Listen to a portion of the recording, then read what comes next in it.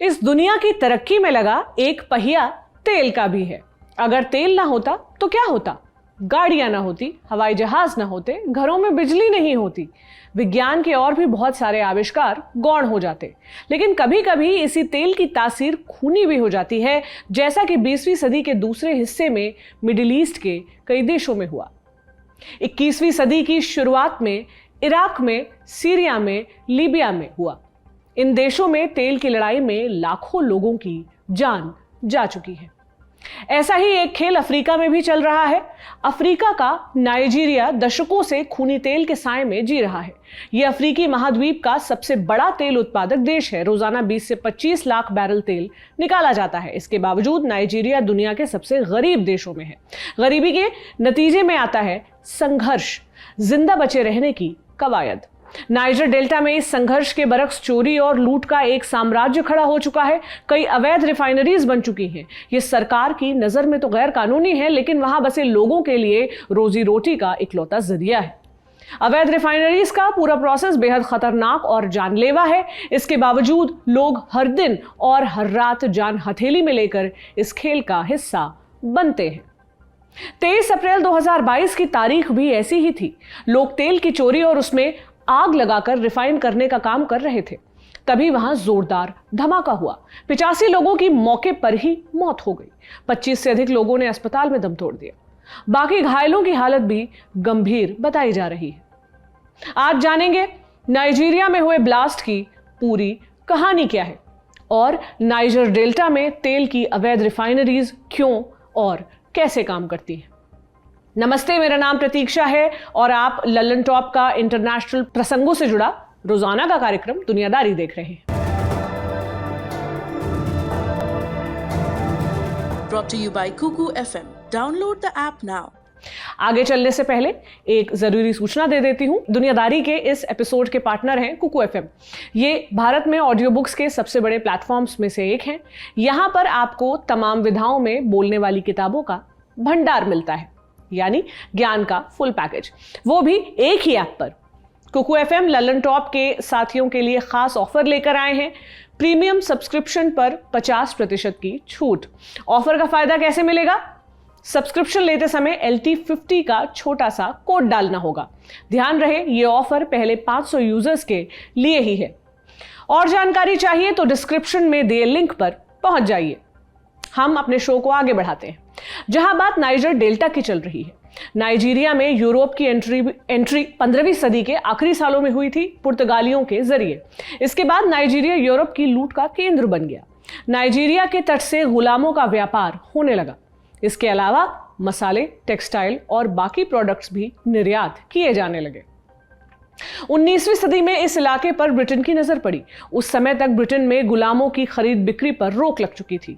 औद्योगिक क्रांति का दौर शुरू हो चुका था। मशीनों में लुब्रिकेंट के तौर पर पाम ऑयल की जरूरत थी। ब्रिटेन ने नाइजर डेल्टा से पाम ऑयल का भरपूर आयात किया। फिर आया 1956 का साल। नाइजीरिया में तेल की खोज हुई। इसके 4 बरस बाद नाइजीरिया आजाद हो गया। देश गुलामी की जंजीर से तो आजाद हो चुका था, लेकिन अंदर कई और समस्याओं का जाल मजबूत हो रहा था। आजादी के समय नाइजीरिया के लोग संप्रदाय और विचारधारा के नाम पर बटे हुए थे। उनके अंदर संसाधनों के बंटवारे को लेकर मनभेद था। सबसे ज्यादा झगड़ा तेल से होने वाली कमाई को लेकर चल रहा था। नाइजीरिया के पहले प्रधानमंत्री सर अबू बकर तफवा बलेवा देश को एक सूत्र में पिरोना चाहते थे। वो पेशे से टीचर थे। उनकी पढ़ाई लिखाई London university institute of education से हुई। वो विदेश जाकर पढ़ने वाले पहले नाइजीरियाई लोगों में से थे। अपने देश को लेकर उनके बड़े सपने थे, लेकिन नियति को यह मंजूर नहीं था।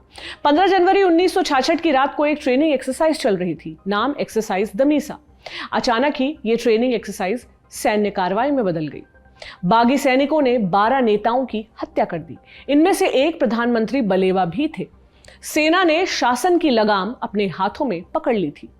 नाइजीरिया लोकतंत्र के मचान से गिरकर तानाशाही की खाई में गिर चुका था। उसी साल जुलाई महीने में एक और तख्तापलट हुआ। इसके बाद तो सिलसिला चल निकला। नाइजीरिया में सिविल वॉर और सैन्य तख्तापलट आम दिनचर्या का हिस्सा बन गए। सैन्य शासन के दौरान नाइजीरिया ने तेल बेचकर बेइंतहा पैसा कमाया। हालांकि इस कमाई का बड़ा हिस्सा भ्रष्टाचार की भेंट चढ़ जाता था। आम जनता का नसीब वैसा का वैसा ही रहा। इसके अलावा नाइजर डेल्टा में तेल के रिसाव से पर्यावरण की समस्या भी खड़ी हुई। इसके खिलाफ भारी प्रोटेस्ट हुआ।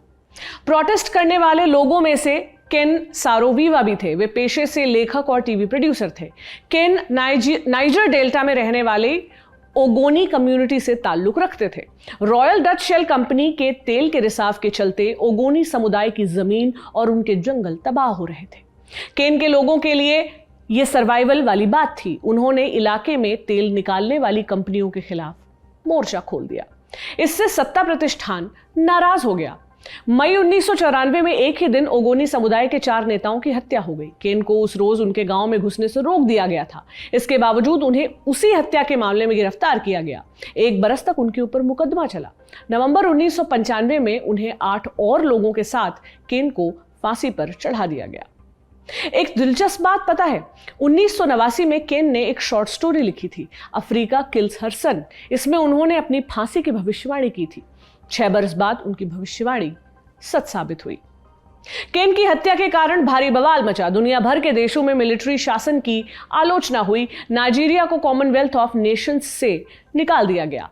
फिर आया साल 1998। 8 जून को मिलिट्री लीडर जनरल सानी अबाचा की मौत हो गई। अबाचा 1993 में तख्तापलट के जरिए सत्ता में आए थे। उनकी मौत के बाद लोकतंत्र की सुगबुगाहट बढ़ने लगी। फरवरी 1999 में चुनाव हुए। उसके बाद से शासन तंत्र पुराने समय की तुलना में शांतिपूर्ण तरीके से चलने लगा। 2015 में पहली बार बैलेट बॉक्स के जरिए सत्ता का पीसफुल ट्रांसफर हुआ। हालांकि आंतरिक समस्याएं बरकरार रही, या यूं कहे कि बढ़ती ही गई। मसलन बोको हरम का आतंक, तेल से होने वाली कमाई के बावजूद बेशुमार गरीबी, संसाधनों को लेकर चलने वाले झगड़े।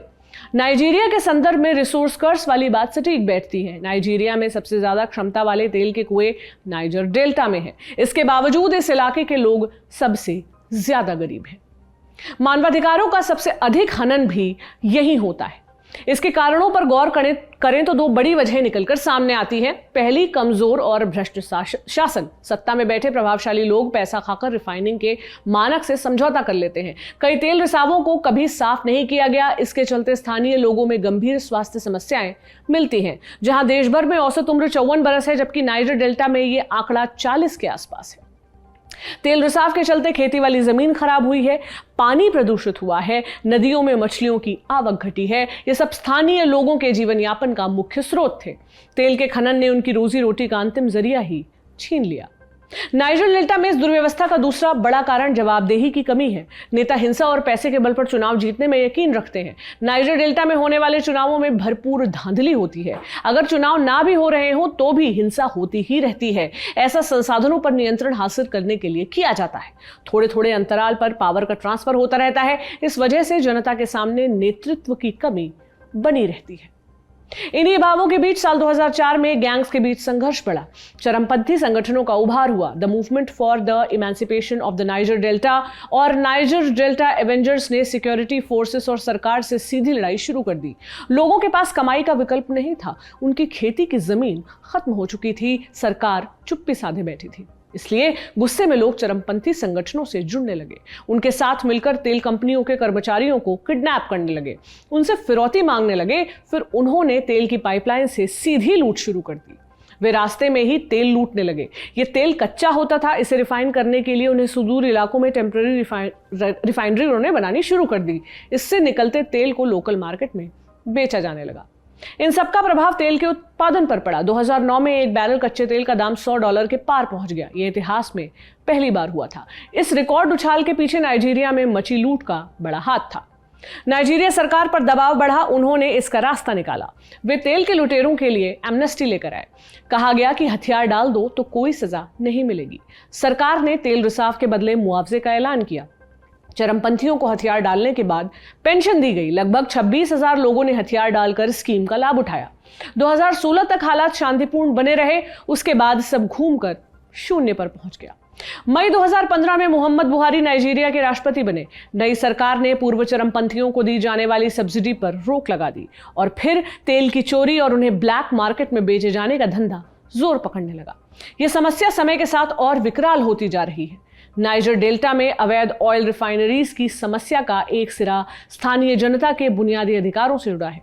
अगर उस तरफ ध्यान नहीं दिया गया तो यह समस्या बरकरार रहेगी। और लोग बेमौत जान गंवाते रहे। दुनिया में बड़ी खबर सेगमेंट यहीं पर समाप्त होता है। अब सुर्खियों की बारी। पहली सुर्खी फ्रांस से है। फ्रांस के राष्ट्रपति चुनाव का नतीजा आ चुका है। मौजूदा राष्ट्रपति इमैनुअल मैक्रों ने लगातार दूसरी जीत हासिल कर ली है। उन्होंने दूसरे राउंड में मरीन लापेन को हराया है। पिछले चुनाव में भी मरीन दूसरे नंबर पर रही थी। पिछले 20 सालों में फ्रांस में पहली बार कोई मौजूदा राष्ट्रपति दोबारा चुने जाने में सफल रहा है। उन्हें फाइनल राउंड में लगभग 59% वोट मिले। जहां तक मरीन की बात है, उन्हें 41% वोट हासिल हुए हैं। ये उनका तीसरा चुनाव था। हमेशा की तरह वो इस बार भी दूसरे नंबर पर रही। हालांकि उनका वोट प्रतिशत काफी ऊपर गया है। मरीन को कट्टर दक्षिणपंथी और अल्पसंख्यक विरोधी माना जाता है। जानकारों का आकलन है कि उनको मिले वोटों की संख्या बताती है कि फ्रांस में सांप्रदायिकता की खाई और गहरी हुई है। जून में फ्रांस में संसदीय चुनाव होने वाले हैं। मैक्रों के सामने संसद में बहुमत हासिल करने की चुनौती होगी। अगर वो ऐसा नहीं कर पाते हैं तो उनका कार्यकाल मुश्किल से भरा हो सकता है। हमने दुनियादारी के एक अंक में फ्रांस के राष्ट्रपति चुनाव पर विस्तार से बात की है। आपको एपिसोड का लिंक डिस्क्रिप्शन में मिल जाएगा। आज की दूसरी और अंतिम सुर्खी यमन से है। 24 अप्रैल को यमन से इजिप्ट और जॉर्डन के बीच कमर्शियल फ्लाइट्स शुरू होने वाली थी। ऐसा 6 बरस बाद हो रहा था, लेकिन ऐन मौके पर फ्लाइट्स को टाल दिया गया अनिश्चित काल के लिए। यमन के 80% से अधिक हिस्से पर हूती विद्रोहियों का कब्जा है। यूं तो यमन में सरकार और हूती विद्रोहियों की दुश्मनी बहुत पुरानी है, लेकिन 2015 के बाद से इस लड़ाई में बड़ा बदलाव आया है। 2015 में हूती विद्रोहियों ने प्रेसिडेंशियल पैलेस पर कब्जा कर लिया था। तत्कालीन राष्ट्रपति मंसूर हादी को देश छोड़कर भागना पड़ा था। फिर संसद भंग हुई और तब से सत्ता हूती विद्रोहियों के हाथों में है। यमन की सरकार को सऊदी अरब का समर्थन है, जबकि हूती विद्रोहियों की मदद ईरान करता है। सऊदी अरब की सेना यमन में हूती विद्रोहियों से मोर्चा भी ले रही है। इसके चलते हूती विद्रोही सऊदी तेल कंपनी अरामको पर हमला करते रहते हैं। इसी संघर्ष के बीच रमजान का महीना आया और 2 महीने के लिए संघर्ष विराम का ऐलान हुआ। पहल हुई कि कमर्शियल फ्लाइट्स को वापस बहाल किया जाए। यमन से जॉर्डन और इजिप्ट तक फ्लाइट चलाने की बात हुई। बात आगे बढ़ पाती उससे पहले ही इसे टाल दिया गया। फिर शुरू हुआ ब्लेम गेम। यमन की सरकार का दावा है कि हूती विद्रोही फ्लाइट्स के जरिए आतंकी संगठन हिजबुल्लाह के सदस्यों को स्मगल करना चाहते हैं। यमन से जॉर्डन की कमर्शियल फ्लाइट में 104 यात्रियों को जाने की अनुमति दी गई थी, लेकिन हूती विद्रोहियों ने फर्जी नाम और दस्तावेजों से जाली पासपोर्ट बनवाए। वे 60 और यात्रियों को फ्लाइट में ले जाने की बात पर जोर देने लगे। सरकार ने पूरा आरोप हूती विद्रोहियों पर मढ़ दिया है। हूती विद्रोहियों की तरफ से अभी तक कोई प्रतिक्रिया नहीं आई है। आज की दुनियादारी में बस इतना ही। कल आपसे फिर मुलाकात होगी। इसी उम्मीद के साथ विदा लेती हूँ। शुक्रिया। शुभ रात्रि।